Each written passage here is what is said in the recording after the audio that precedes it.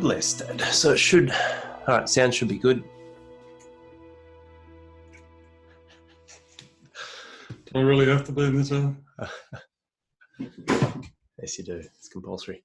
Compulsory, all right. Impulsory or compulsory? That microphone looks like we're trying to eat it. I'll put it right in the middle. Yeah, that's it. There you go. I can't see you, but it doesn't matter. I don't need to see you. Okay.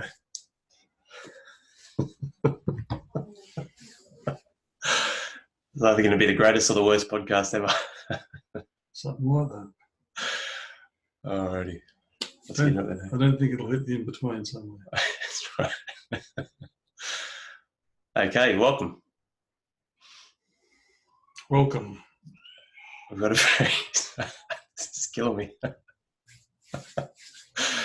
All right, g'day boys and girls. Welcome to the Real Dad Movement podcast. I'm joined with a very special guest today. The old bull, my father. Yes, Dad. Welcome, Dad. Thank you, Alex. Hello, everyone. Yes. How's the last few days been? Okay? Wonderful. The medication will wear off soon and I'll realise what's going on. Sorry. That's right. Very good. Well, let's begin. Let's start with probably the most important question. How does it feel to raise one hell of a stallion of a son who's going to take over the world? That's called leading with your chin, by the way. Not that I'm like that, but yes. No, it's always been a pleasure. I had 4 sons. It was a pleasure raising all 4 of them. If you have 4, you have 4 different personalities, and each to his own, which is great. And Alex was good. His brothers were good. No problem. It's when they grow up and they develop a smart mouth, that's when you don't like them. But until then, it's great. Oh, very good. And you really believe in redheaded Italians? I mean, I'm the only redhead in the family.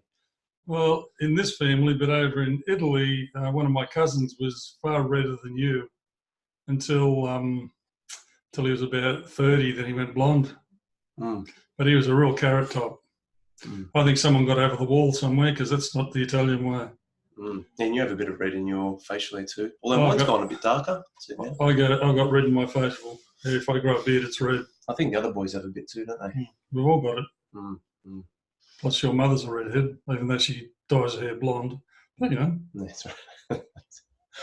I'd dye my hair blonde if I had anything to dye, but that's life. Right. That's right. Hey, hold on. We were just saying the other day, you and Lillian have quite similar styles. She's catching up to me, I tell you. She's going to pass me soon. Well, Pa, I'd love to... Everyone, I think, I mean, I know some about some of the backgrounds of your life, but I'd love it if you shared with those listening or watching today brief, well, you can never be brief, but a bit of history and background on your life, being an immigrant, having more vowels and consonants in your last name, and what it was all about, being a young bloke in Australia at a young age. Well, it's hard to be a young bloke in Australia at an old age. Let's just start with that. But no, look, it was an eye-opener. Every day was an experience. If the immigrants of today think they had it hard, they ought to talk to a few who came in the 50s and 60s and see how they went. Back then, there were no racial vilification laws. There were nothing. And we used to cop it, which was great because it simply motivated me to beat the skippies, basically. Because us ethnics used to go around saying, if these blokes were any good, we'd starve. But we're the ones building the big houses, they're not. So it was pretty much how everything goes in life. If you change your perspective on your environment and what's happening, you can turn a negative into a positive very easily. And if you stay resentful and if you lead your life as a victim, that's exactly what you'll be. What you say, what you do, what you want, that's what you get. So I decided not to. When I left home and when I started work actually, I was in an environment where everyone wasn't trying to run me down. They realised my potential and what I could and couldn't do, and I used to dominate. So it's basically, how can I put it? Yes, there were hard times, there were good times, but whatever I went through made me who I am today, for better or for worse. You know, no one's perfect, so I don't care. The only saints in the world are the dead ones. There's no such thing as a live saint, so we just move forward. Mm. But yes, life was difficult if you wanted it to be. Life was simple if you wanted it to be. Just like today. No different. But the difference is that people whinge about it a lot more because they haven't got anything to distract them. And back in those days, Australia was on a boom growth period, building everything. I mean, my father even came out here building pipelines out in the middle of Western Australia for a couple of years. There was just so much work, so much everything else, they couldn't get people. Whereas today, it's totally different. People are scrambling for jobs. People are fighting with each other over who does what. Manipulation, political and physical, is just ridiculous. But if I had a choice between today's society and back then, I'd go back then. Interesting. Quite simply because, there were things, but there were nothing as bad as what it is now. And what were some of the different challenges? Because I guess the challenges probably change over the course of technology. I mean, the internet alone, all those things. So what was it like? Because your technology, family... we didn't have electricity. We had to watch a mouse run around a treadmill just to get a bit of power for the light. That's amazing. He had a good set of legs on him, though, didn't he? Oh, man, that's where they got Mighty Mouse from. The bloke who used to work for us. That's right. What do you think it would have been like for, my nonna and nonna, my Italian grandparents coming over? Because you're one of five and you came over on the boat when you were That's young. right. My father came here 2 years before we did, and he had 5 kids. And the thing was, he was away for 2 years, yet the youngest one was only 9 months. So we're still trying to work that one out. But anyway, that aside, his maths was terrible. But that aside, look, can you imagine going to a place where you know nothing of the culture, nothing of the language, absolutely nothing, and yet you've got to go and compete with people who grew up with the language, who have skills, and who look down at you to try, even though they say Australia doesn't have a class system, well, it's got one of the worst class systems in the world. They simply do it a different way, that's all. And that was pretty traumatic for them. My mother, even to her dying day, she still couldn't speak English properly, which I really loved because I used to take the mickey out of her every chance I got. It's called the child's revenge. But no, and if you tried that today, think of going into a place like maybe China. That's nice and thing. You don't speak a word of Chinese, go in there and try and start up, raise a family, educate them, get a job and do what you need to do without becoming an English translator for them. And that's what they had to do. So to say, is it any different? Well, it's totally different. But I can still remember some of the happiest times of my life were in that environment because they had their own customs and cultures which they brought out here. I mean, to have meals with friends was a cultural event. It wasn't a meal. It was basically a social event. Everyone got together, had a good time, and that's how we were brought up. Whether they were Italian, Australian, it didn't matter. My parents got on with everyone.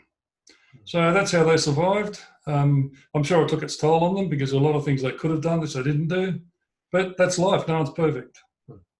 How was they had a farm? I remember going to a farm when I was young on holidays. Was that a commercial fruit and veg farm or just for themselves or what? They started off, they did what every immigrant did back in the day, and that is a lot of them were for farming areas in Italy.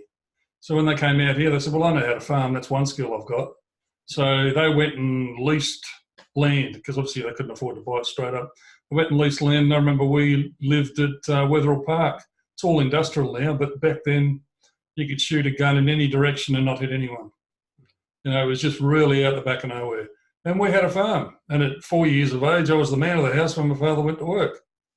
And I had to stop the horses from next door coming over and eating the vegetables and all that sort of stuff, and the snakes coming in to the bathroom and all that sort of stuff. That's how backward it was. But that's how they made their money. They got enough money to go and buy a house. They worked. My father worked 2 jobs. My mother worked in the farm all day. And the kids, well, that's what you did. You went to school and then you worked in the farm. That was it.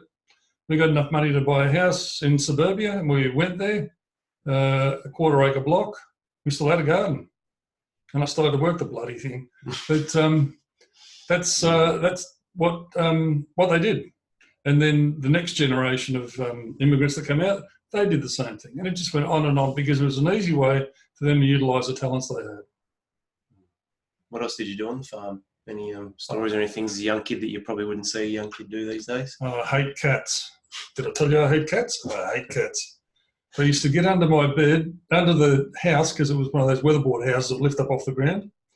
I'd go to bed at 6:30 every night, and at 7 o'clock every night, without fail, the cats would start fighting right under my bed. I used to have nightmares about tigers trying to knock on the door to come in and eat me. That was unbelievable. So what I'd do during the day when they were sleeping, I'd get a stick and I'd whack the crap out of them. I'd hide behind the corner when they came past, whack, whack, whack, whack. So we had a mutual hate relationship. But other than that, I used to love being out there because there's a lot of bush. I used to just go bush. My parents didn't know where I was, what I was doing, but I was fine. I was having a ball. I'd go to there. After a while, when I got bored, I'd come back home. A couple of hiding from walking away for nothing. And away we went. But you had a close encounter, didn't you once? When I was when we were first there, we had these cats, and I liked the kittens, not the older cats. And I was walking along the road, and I heard this in the dry grass. I heard this rustling. I thought it was a kitten, so I went over near the grass. Fortunately, not in the grass, but near the grass. Started going, here, puss, puss, puss, puss, puss, puss. And this bloody brown snake came out. It stood up and it was eyeballing me, and I was 4 years of age, so I wasn't that tall, but he was eyeballing me, and something told me, don't move, just don't move. I stood still, and his tongue was flickering, and he was just looking at me.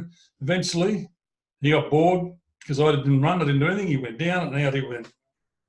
I went and told my father, and like a dumb immigrant, he goes out there with gumboots on and a stick, trying to get to a brown snake. Really, a brown snake can bite through gumboots, but I don't think he realised that. And he was going to get it, but it's long gone by then. But yeah, and that's how desolate it was. You go there now and it makes you cry because all it is factories and concrete. And you think, wow, what happened to the world? Anyway, that's life. That's a pretty unreal experience. They are the most venomous snakes in the world, aren't they?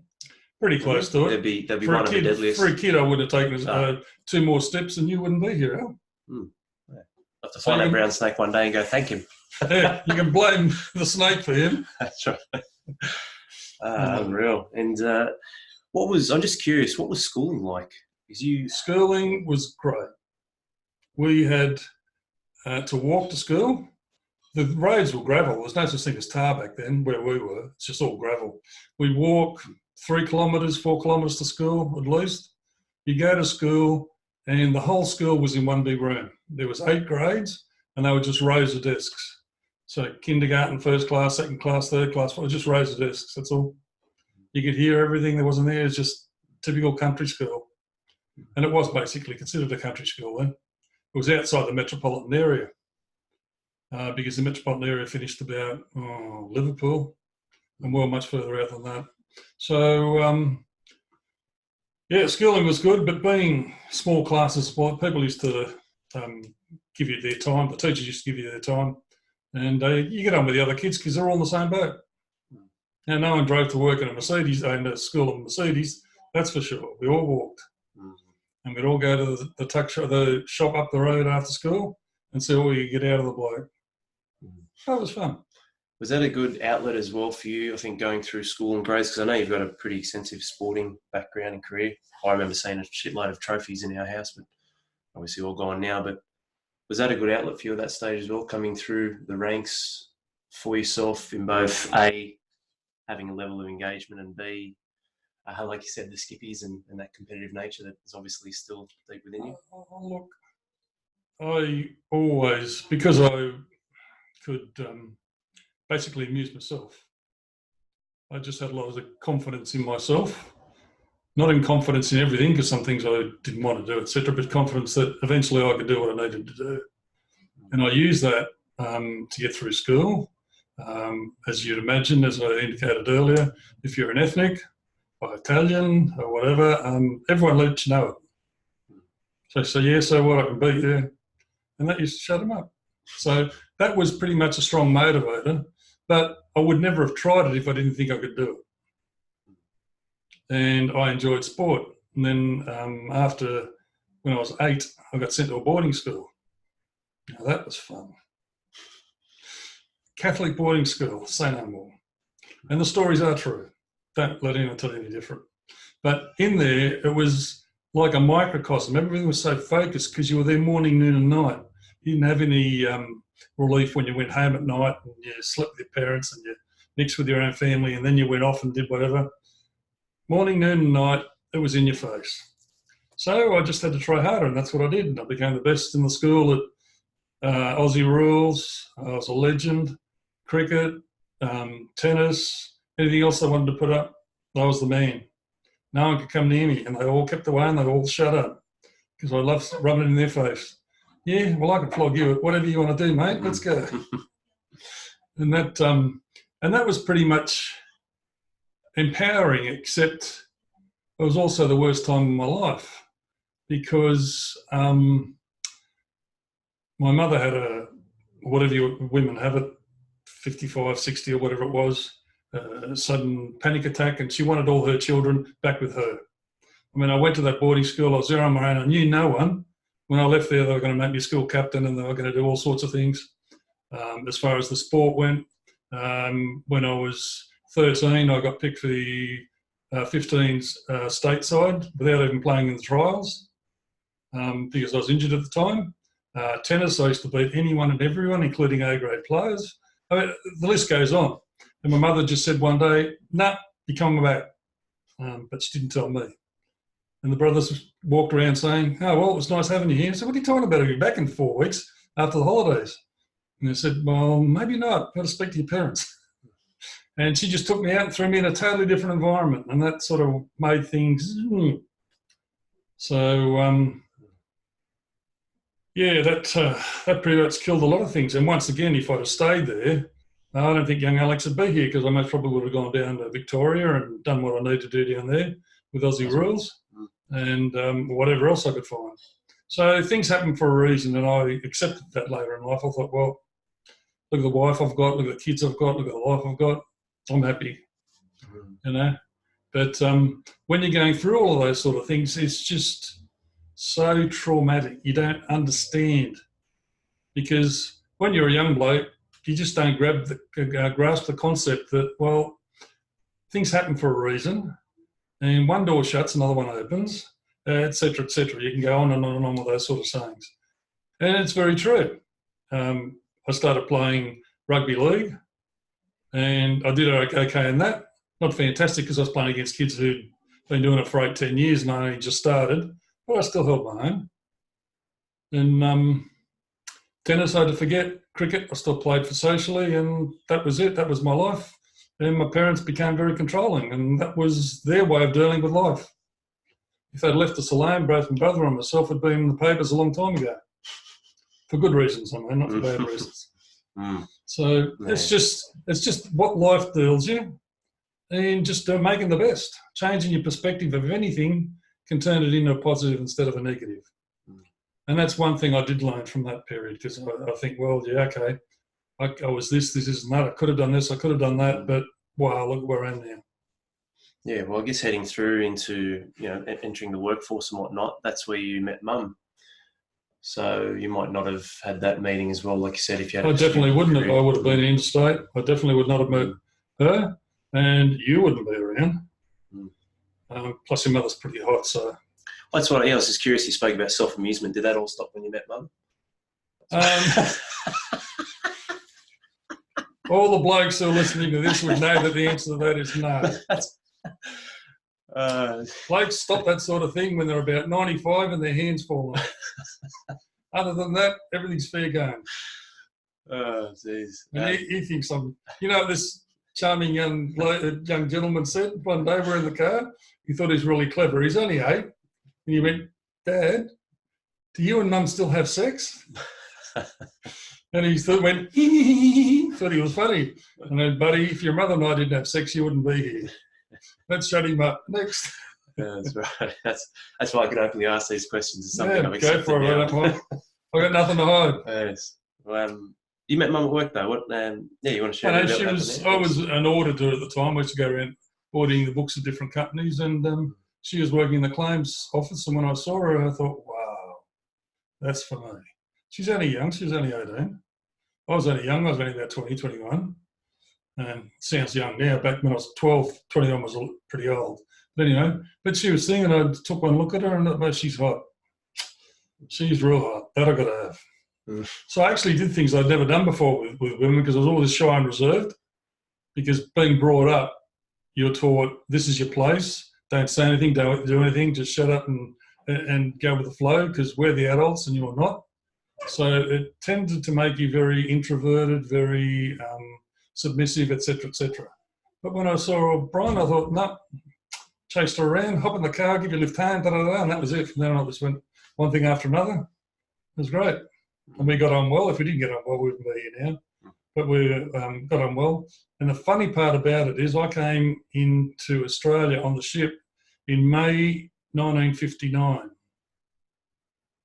Bronwyn was born, my wife Bronwyn was born in May 1959. So they made it for me. Oh, I can live with that. I'm a special person. I'm worth it. Yes, it's true. It's very true. True story. What was it like, I don't know if integrating is a word, but meeting and getting in with, my nan and Pop. Pop was was he a sergeant at the time? But Australian. Pop was a Crown Sergeant, but he's a real larrikin. He was the old school coppers. In the old days, the coppers, if they thought you needed a lesson, he'd give you a bit up the backside and say, now, wake up yourself or else. And people in those days used to just take it and say, well, yeah, he's right. I shouldn't do that. I shouldn't do this, and off he goes. These days, if a policeman puts a hand on your shoulder, you sue them. So all that teaches you is that police don't really have any power, and then they wonder why they have so many issues now. But anyway, yeah, Harry was a great bloke. We got on really well, except when he opened his mouth.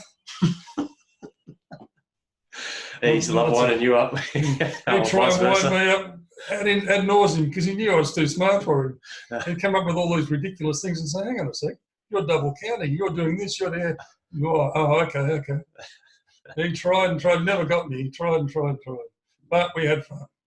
He had some of these famous sayings I still take to heart that I think are very, very true in this day and age. And he used to practice it years ago. But no, he's a great bloke. And Bron's mum, she was very supportive. It surprised me, actually, because coming from a background of you're an ethnic, you're an Italian, and between me and you and the gatepost, don't tell anyone. But I really didn't like Italian chicks. I just didn't like them. They reminded me too much of my mother. I thought, oh, God. Even down to the moustache. I thought, geez, this is terrible. Oh, geez. That was a joke. My mother didn't have a moustache, okay? But just a few whiskers. The whiskers. But no, they were very supportive. They were very, they took me at face value. We got on like a house on fire and went from there. Into fatherhood. What was it like? Because you used to have a full head of hair. Is that what we did to you? No, actually, you can't claim credit for that. My mother can, but you can't. Yeah, it's probably the stresses were worse with I've never been so stressed in my life while I lived with my parents because I knew what the outside world was, but they were trying to give you to put things in perspective. My mother used to be very disgusted that Australians actually went shopping without wearing gloves. Because when she was in Little Italy, when you went to the shops, you wore your good clothes and you wore gloves and you talked to everyone just like you see in those 17th and 18th century movies. Because that's how they thought that we had to go. And she said, oh, look at these people. They go in thongs, they go in this. I mean, can you imagine her? She'd have to get a stepladder to look up to a jockey. That's how tall she was. And here she is criticising other people. Anyway, she got her comeuppance. She actually went back to Italy when her mother was sick, so she went back to Italy. She came back, oh my God, they're disgusting over there. They're 10 times worse than us. They're this or that. I kept thinking, so what are you taking it out on us for? Why are you paying out on us? I just don't get it. So anyway, so yes, you sort of open your eyes when you feel torn between a rock and a hard place. When you know it's right, you see other people doing normal things. I'm going out with your mother, and that was great. Yet my mother wouldn't let go. So I literally had to eat 2 meals every Saturday and Sunday because she wouldn't let me go unless I ate a big meal that she cooked. And then I'd go over to Bronwyn's place, my wife's place, for dinner. And I go, oh, God. In the end I said, look, can you bloody stop? You're going to kill me. Just stop. That's where I got my appetite from, I think. Yeah, I think so DNA. Yeah. Was it, on the flip side, was it hard for Mum to integrate into an Italian family at all, or did she have any tough times? She tells me later that she always loved the Italians and that she always wanted something different. And she didn't like the Skippy way of doing things. She didn't like lots of things. I said, okay. Well, let's sort of try and work for somewhere in the middle. And it wasn't that hard. Well, I can't really say that because I think my mum gave her a hard time. I remember about a week after we come back from our honeymoon, my mother snapped at my wife, he's still my son, because she wanted to cook for me. I mean, really. You have kids so you can grow them up so they can be their own adults and off you go. Not this one, she wouldn't let go. And that lasted for years until I had to politely let her down and just say, look, just back off. And my sisters, 2 of them loved her. Another one was a real bit of a bitch to her. And but she comes around now. She realises that your mother's a good person, has been for years. And everything's cool. My mother doesn't complain anymore. That's because she's dead. But apart from that, we get on great. And what, getting back to fatherhood though, like what was that like? Between the first and the first son and the fourth. The first and the fourth. When we went on our honeymoon, my wife said to me, oh my God, I've forgotten my birth control pills. This is a true story. Right? And we're on a honeymoon. Oh, what do you do on your honeymoon? I said, really, if you can't do that, what's the point? So I said, well, what the hell? I said, look, kids are kids, lives are lives, human beings are human beings. They'll come and they'll go. We'll find a way somehow to get past. I'm not going to say no to any kids for whatever reason. Somehow we'll get past. And that's what we did. We had a honeymoon baby, believe it or not. So I wasn't firing blanks, that's for sure. And it was so funny because when we got back, all our Italian relatives are saying, oh, she's pregnant, is she? Oh, when's it due? We said, oh, it's due in June. And right in front of you, they'd start counting on their fingers. June, May, April, go back 9. Honeymoon baby. Yeah, what else? Just so people, you can understand where people come from. But no, look, having kids, to me, it was the greatest time of my life. We had a choice that I could either work and have a career that was pretty much over the top, or I could spend more time with my family, and I chose to spend more time with my family. I had a ball with them. I used to wrestle with them. We used to take them out, used to do all sorts of things. There was always something. And when you see your little kids, your toddlers, and they grow up to be bigger, the enjoyment you get out of it is just unbelievable. And any pain and suffering that they cause just dissipated. You take one look at them and that's it. So now we've got that on record. I can do whatever I want. The pain and suffering's worth it. See, young Alex doesn't listen because when he was growing up, I said, listen, buddy, when you're 18, legally you're an adult. So as far as I'm concerned, you can do whatever you want. Just make sure you understand what you're doing and you're prepared to live with it, but do whatever you want. And now he's going to start when he's 30, what? I've heard a slow reaction, but that's ridiculous. I like to really take it in and savour it. Yeah, you do that. You do that. What was the most toughest part, though, being a father? And I mean, a lot of the dads I work with are younger than you, in their 40s, but toughest thing about being a father? It doesn't necessarily mean toughest thing about being a father is finding your direction. You have to understand yourself. You have to understand your wife because it's a partnership. There's no, I'm head of the house and you're with it. That doesn't exist. Not for very long anyway. Believe me, it just doesn't exist. So you have to find out who you are, how that fits into your scheme of life, because most people are lost. They don't understand who they are. They don't know who they are. They think that they're someone who's waiting for someone else to tell them what to do in their lives. Whether it be through advertisements, through unsolicited advice, through whatever reason, whatever avenue, they feel that that's what they have to do. Once you find out who you are and what you want in life and what you want to do, the rest of it is superfluous. Yeah, okay, I wanted to work. I had to work because I needed money. Okay, but that doesn't mean that my sole purpose in life is to go to work. My sole purpose in life is to have the family, bring the kids up, and be a good husband and my wife. Okay, so she'd put out for me. Otherwise, you know the story. So to me, it was being a father. I was very proud. I used to love looking at my kids. They don't know it. I would never tell them, so don't listen. But I used to love looking at my kids thinking, I made them. And I did. And they were human beings. I said, I made them and I don't want them to be pets, puppets or whatever. I want them to be independent, motivated, kind, caring human beings. If they turn out of that, I'll die a happy man.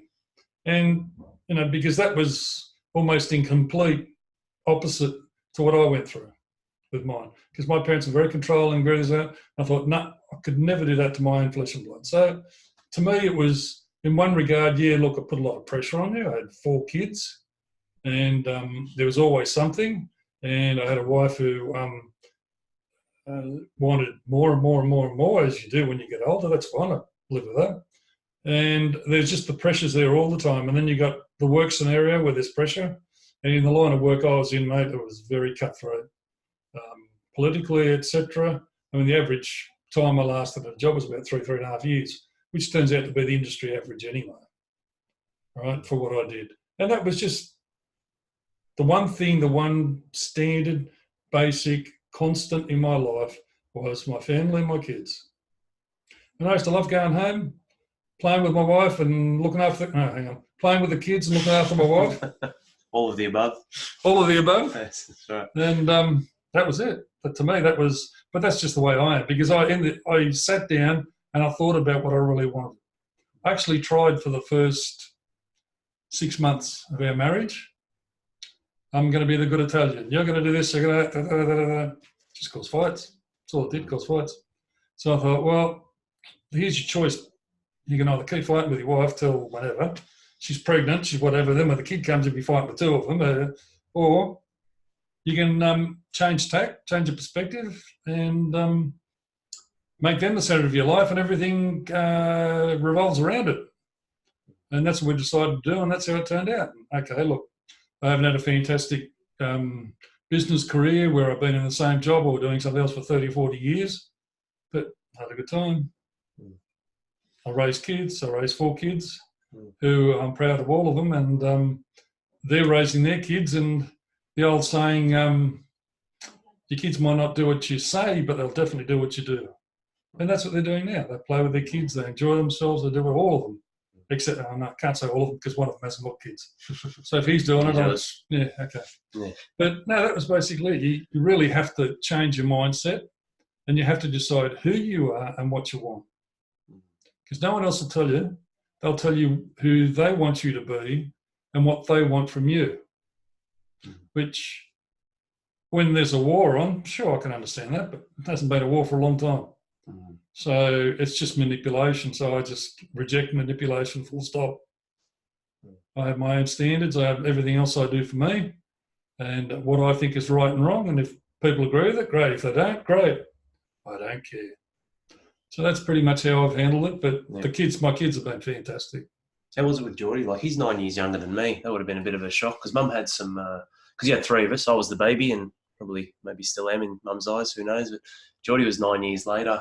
But she had an IUD or she had some sort of contraceptive. She had an IUD, and what happens with IUDs, for those who don't know, is my wife had a bit of weight on when she had it inserted. But then she went and lost weight, and trust me, she looked bloody hot. She's going in mini skirts. I think, Christ, I'm never going to get anything done here. I just want to go home and hop in the sack. She's unbelievable. But in losing the weight, the IUD came loose. And sure, I mean, in her condition, there's no way I wasn't going to attack her. And sure enough, she rings me one day and says, guess what, I'm pregnant. And I went, Beauty, the gynecologist is going to be paying for this one. And she said, no, you can't do that. He's a lovely old man. He said, I'm only kidding. She said, what do you want to do? I said, don't be stupid. What do you all want to do? He's one of ours, isn't he? Let's go. So the problem with that was he had older brothers and they looked after him. They used to fight over who looked after the kid. I thought, this is great. See ya. And we just moved into a double-storey house and all that sort of thing. We had plenty of room. So that wasn't an issue. He came along. He was spoilt rotten by everyone. Everyone loved him. He had so much love in his life that it was ridiculous. You speak to him now and you can tell. He just came out with that sort of thing. And, mate, to me, he's just like all the others. He's there for a reason. He's one of mine. I'll do whatever he wants. To a point. That's right. Yeah, no, kudos to you and Mum. Did make some very handsome boys, although I've got to be blessed and I've got Mum's looks. Just checking out now. Yeah, you do look effeminate, Al. I've got to tell you that. Right. Yes, you're right. You look good in the RDM shirt, by the way. You called it RDM because that's the only thing you can spell. Sorry, five letters or less. Yeah, I'm being vicious. Yes. For those who don't know, Dad created the dad jokes globally. They didn't exist until you came around. Is that right? No. I remember seeing in the library just books and books and books of jokes. That's where I get my sharp wit from, everyone. For those of you who don't know. I think you're half right, Al. Sorry. A quarter right. Got to earn it. But, yeah, unreal. Well, I was there. I was a big part of it, obviously, and love the sport. I feel blessed for what you and Mum have shown and given us and raised us up with, especially with like you said, the love and values, and the sport. Being active is so important. That's almost a non-event for a lot of families these days, and I feel like that's leading to a lot of issues psychologically as well. We're out of line when we needed to be. We got pulled into line. Is what it is. We still always had that outlet, being physically active and doing that and engaging and socialising, not just sitting behind a screen and whatnot. Well, that's what I picked up from going to boarding school. We used to literally play 4 or 5 hours a day minimum, organised sport, minimum. And then you had your own time where you played more sport. And that's what I said to all of you. I don't care what you do, how you do it, you'll do something. Anyone who sits down, look out. And that's what they all did. And you see them all now, they're all lean, muscly, and very well developed, which is a must for children. They don't have to be the best at anything. They do something because they like it. But if you want someone to definitely do one thing and you try and force him against his will, forget it. But if you say you do what you like, that's fine. I mean, Al only played 2 or 3 sports. The other one played 4 or 5 sports. Geordie only did a couple of things. The other one did a few things and he got bored with us. That's okay. But in our house, I converted the garage into a gym and filled it full of equipment. And instead of playing sport, the boys used to go and work out. And when they worked out, they suddenly realised being fit and muscular and whatnot attracts the girls. So truth comes out. My primary motivator. So they all wanted to work in the gym, and their mates wanted to work in the gym too. So that's what I remember. We had between 8 and 10 guys coming around each week training in the gym. Hello, Mr. Ranieri. I'd look at them and say, which one of you hasn't paid their membership? Pay now or you can get out. I remember that. And they'd all look at me and go, huh? That's a good setup, though. You used to go to auctions or something. We had over 1,000 kilos in weights. I got only just more than that in my gym. Yeah, I used to go to all the auctions whenever I could for the gyms that closed down, and I'd buy whatever I could afford to buy, whatever it was. But over a period of time, it really accumulated. Not only that, I worked at an engineering place, and I used to see these bits of equipment that were in the various books and magazines you see, and I'd go take it to work and the blokes would make one up for me. So there was pretty much nothing I couldn't get. So, and they did. They worked it out. Yeah, we had leg press and everything. It was unbelievable. That pull-down machine, sit-ups thing, it was phenomenal. Phenomenal. Funniest thing, though, was after Alex and his brother had been doing this for a couple of years, they were having a little contest like boys always do, who's got the biggest guns. So Alex is flexing his muscle and Tim's flexing his, and they measure up, and I just looked at them and laughed. Kid stuff. I said, want to see real muscle? They measured at 42.5 centimetres, which is not bad for kids. I measured at 48.5 centimetres, which is not bad for an adult. So ever since then, they stopped measuring. They got embarrassed badly. Yeah, but you were lucky you got to build a house. That's what gave you the big arms. Oh, exactly right. That's what I got it from. I was working day and night building that bloody house. And I could feel my arms just grow. It was just crazy. But it was good fun. For someone who'd never built a house before, it was good fun. No, you did all right. Investment. Well, it comes back to the same thing. You have confidence in your own ability and you ask for help, and people will always give you help. If you tell them that you know everything, no one will talk to you. But that's life. I'm blessed that you're still talking to me then. So you should be able, but that's part of my community service, to talk to the afflicted. That's and right. try and bring them up to scratch. That's right. Is food involved as well? I'm getting a bit peckish. Yeah, they reckon that's how you train animals. You just dangle food in front of them. I don't know if it works for kids or not. I could never dangle food in front of Alex. You just got out the fridge every day. Well, I know you valued your fingers. You didn't want to lose them. So. Exactly. Yes. Well, what's next, Pa? What do you mean, what's next? I'm not talking about lunch. For yourself, any plans, anything moving forward or looking out to? Oh, look, I've got several ailments that I've got to deal with. I was involved in a car accident, not my fault. Someone ran up my backside, and the muscle got torn off the bone on my right shoulder. So I've got to go and have an operation for that. And I've got my right hip needs replacing. I've already done my left hip, my right hip needs replacing. But that's just slowed me down, because what I really want to do is get back into workouts and drop my weight dramatically, and because I know when I drop my weight, everything works fine, and I feel a lot better. Everything just goes a lot better. So to me, that's it. That's my personal goal. The rest of it is, obviously, I just got to earn a living, keep going. I really enjoy what I do for a living, so it doesn't matter to me that I'll do it for the next 5, 10, 15, 20 years, 25 years. I don't care. I'll still be able to do it, and I'll just get better at it. But that's pretty much it. My wife and I have learned a lot of valuable lessons over the last 6 to 8 years, and we now focus on ourselves. Because at the end of the day, the only things that really matter are how you and your wife and your kids interact, live, look after each other, do whatever. The rest of it doesn't matter. But even if the kids go, because I've got a couple of my sons that we're having issues with because of their wives. Okay, it's life. I can live with that. You can't say to someone, you can do whatever you want, and they go and do it and say, no, I don't like that. That's just not on. So if that's what they want to do, fantastic. So my wife and I just focus on us. We've just been to Italy for 16, 17 days, and that was great. Never thought once about the kids. That was great. Then we came back, and now in another 3 or 4 weeks, we're going to Bali for a week. That's because we're up in Queensland. When we lived down in Sydney, we used to get phone calls all the time. Can you come look after my kids? We need a babysitter. Yada, yada, yada, yada. Hang on, just a minute. I've got a life too, And when I was bringing up 4 of them, not 1 or 2, 4, I never rang anyone. They're my kids. I looked after them. Right? So fortunately, my wife's come to the realisation that really, if it's not just for us, I'm over 60, my wife just hit 60.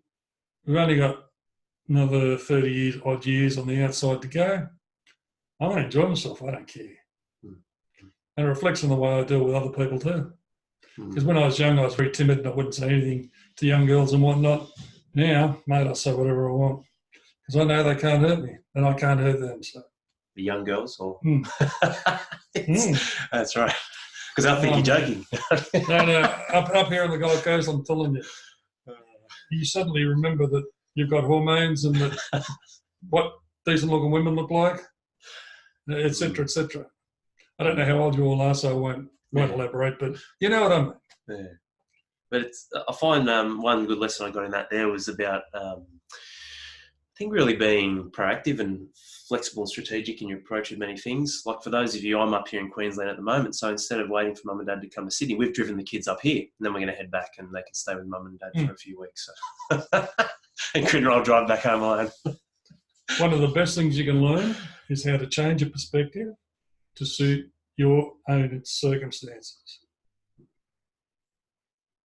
Case in point, my wife and I were driving up here. We just decided to hop in the car and drove up here because we had enough of Sydney and we came up. My wife was real upset because one of the daughter-in-laws had been saying nasty things or doing whatever. I try not to get involved, but it really upset her. And she said, I feel really bad about her, etc., etc. I said, oh, look, I think you've missed the point here. If it wasn't for her, you wouldn't be going to Queensland. Now we're going to live on the Gold Coast.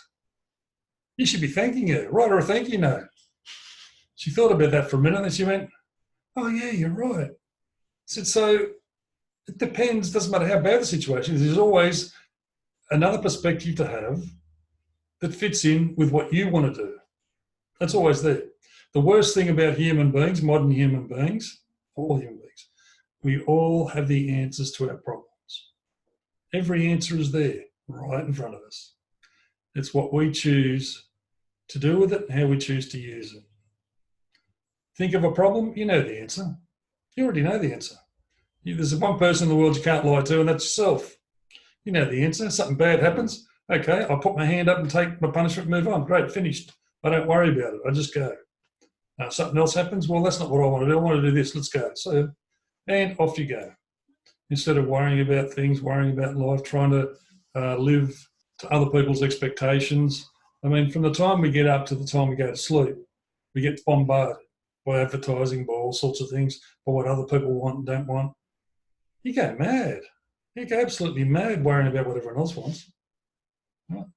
I used to say to the boys when they were younger, have your own standards based on good moral values that you value and live by them. Don't worry about anyone else. Don't worry about organised religion or disorganised religion, whatever you want to call it. Just worry about yourself. And if that's how you want to live, you do it. And that's going back 30 years. I mean, look what's happened to organised religion in the last 10, 15 years. It's not the sort of place I'd be wanting to go after. I wouldn't want to put my hand up and say I'm with them, because being with them has connotations now. But in your own personal thing, because you live your life for yourself, right, and your family, your wife especially, your kids, you should have your own standards. You should live your own standards. Then you know you can never go wrong. And if other people don't like it, bad luck. What are they going to do? Shoot you? Yeah, that's the challenging thing, isn't it? People too often, I find, focus on either what other people think or they focus on the problem instead of the solution. Exactly right. I mean, there's a marvellous invention, a marvellous function that we all have. It's called the subconscious. And I use it all the time if I can. If I have a problem, I think about it, and then I say, right, bedtime, I'm going to bed, good night. I wake up in the morning, I won't say with solution in hand, because that sounds a bit ominous, but I wake up with an answer. Now, why didn't I think of that before? Okay, bang, off I go. And it works. You train yourself to do it, and it works. And there's nothing that can overwhelm you. The thing that we get trapped with a lot is that we look at what goes on in society and we listen to people who are supposed to be looking after us, looking after themselves, and saying, you shouldn't do this, you shouldn't do that, trying to make you feel as bad as possible. Yet they know full well that no matter what the laws are, there are ways around them. You can't afford the barristers, etc., that they can afford, that other people can afford. So you don't get the same treatment at law. But there are other ways around it. They don't tell you that, though. Look how many politicians have been caught with their hand in the till. How many of them have gone to jail? None.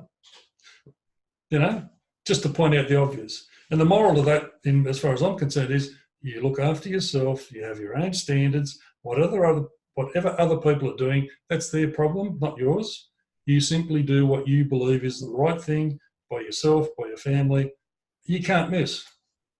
You'll end up looking like me, nice, handsome, well-adjusted father who unfortunately still has to look after not so well-adjusted sons. But that's life. I'm hungry. That's why I came up here. Yeah, exactly.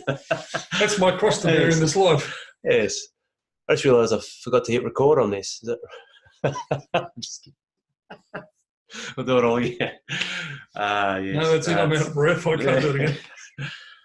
It's been awesome having you on, Pa. Thanks. Appreciate you. I hope I've given you some benefit. And you see these signs behind me? I read them every day. And it basically says your actions define your reality, which is true. And if you base your actions on your own moral standards, you can't miss. You just can't. You might not be like other people, but hey, it's isn't diversity what makes life worth living? We're all different. Yeah. Even snowflakes, there's billions and billions of snowflakes, yet no two snowflakes are identical. Did you know that? So that gives you an idea of how the place was made. It was made to be different. Be yourself. Yeah. Don't be what someone else wants you to be. Be yourself. That's all I can say to you. That's what I say to Alex. That's what I said to my sons. They've all gone off and done their own thing. And they're all happy in what they do, I hope. If they want help, they want whatever, they know I'm here anytime, day or night. And that's given them a backdrop. The rest of it, it's all them. I love it. Find your truth, live your truth, and own it. That's it. It's yours. You made it. Any, well, that was the final word of wisdom, unless you want to finish with a dad joke. You might have a good one back in the memory bank. I don't know. It's too many to choose from. No, I'll leave the dad jokes to Al. He seems to remember them eventually far better than I do. Truth is, though, they weren't books in the library. I used to have a stack of about 10 or 15 joke books, and I'd put them next to the toilet. So when I sat on the toilet, I could read all these jokes. And it started off fantastic. The only problem is, by the time you get about halfway through them, they start repeating themselves, and you lose interest, and you think, I might as well go to the toilet then. Make good use of your time. It was great use of my time. Outstanding. Awesome. Thanks for jumping on today, Pat. No worries, pleasure. I hope I've helped you somewhat. But parting thought, don't take life too seriously, because you will never get out alive. We all get born, we live, we die. It's the experiences you have in between that make your life well worth it or not worth it. If it's not worth it, you can't change it anyway. What can you change? Just enjoy yourselves and do as much as you can in a positive vein. Whatever it is, as long as you're not hurting anyone else, you're fine. That's it. That's what I try and do. I just enjoy myself. I like to laugh. I like to tease people. I like to carry on. When I go to the shops, I can't help myself. I just have to tease the staff. And they love it. They all know me now. Who's that funny old me? They got a big picture up, don't they? In the thing? Yeah, with a big cross through it. That's just for Bolton. That's right. Absolutely. So, mate, that's it. I mean, your mum and I are still very close after 42 years. And one of the things she says to me all the time is, you make me laugh. I say, well, spread it around, because not many people laugh at my jokes anymore. But that's part of our enjoyment. That's what we're doing now. We're enjoying ourselves. What do you want to do? She gets her hair done, the whole lot. I don't complain anymore. I say, go. Enjoy. And that's something that a lot of people lose track of. What's the point of being alive for 60 or 70 years, having worked like a dog, and you're on your deathbed? What's the point? I just don't get it. As a species, we're supposed to have evolved. We had far more enjoyment and free time and everything else when we were hunter-gatherers than what we do now. Yet we're supposed to be the advanced ones. Go figure. Anyway. I remember saying that the other day to someone. Technology doesn't necessarily mean advancement or evolution, does it? Definitely not. As a matter of fact, it's the direct opposite. Thousands of years ago, if a ruler wanted to control the population, right, for taxation or for whatever thing, he had to have an army. These days, you don't need an army to control people. Geez, you do it on the internet. A couple of flicks, listen to everything they're saying and doing, and away you go. And it's all population control. But I don't want you to hear my sarcastic side. That's why I'm here as well, to help give people a different view and a different perspective and a different way to add value. So that's what it's about, isn't it? Like now for this podcast, using technology to try and tap into people for exactly what Dad just spoke about, who you want to be and living life of love and fulfillment and that deathbed. That's the only thing that scares me in life, to be honest. Yeah, I have concerns about my children. But there's no such thing as death. If you believe in science, science says energy cannot be created or destroyed. It simply transforms from one shape to another. Which, if we are energy, which we are, then we're simply going to transform from one shape to another. That's religion in a nutshell. A lot of people put all the garbage in between it. But again, it comes back to what you want to do. What is your life? How do you want to run your life? Enjoy it. That's all I can say, enjoy it. That's what I used to say to all my sons, enjoy it. The buggers did. The only problem is they had to drive them around everywhere so they could enjoy it. $1,500 a week on groceries, and No. we enjoyed. Yeah, so they can't complain now. They've got nothing to say. It wasn't me. They can't blame me for their distorted lives. It's all their problem. That's right. Thanks again, Chief. No worries, mate. Pleasure. It's been good. I hope you guys enjoy this and got a lot of value out of it. And don't forget, if you're listening to this on the podcast show, this is also on iTunes as well as YouTube. You can watch the video of me and Dad. Plenty of laughs. Good to do this live actually with someone as opposed to across the internet. So I hope you guys enjoyed this and have a fantastic day, night, weekend, whenever you're listening to this. Anything you ever need, please reach out. I'll give you all of Dad's contact details so you can hassle him. 000, just ask for Joe. Exactly. Take care, guys. All the best and much love. Appreciate your support as always. Cheers.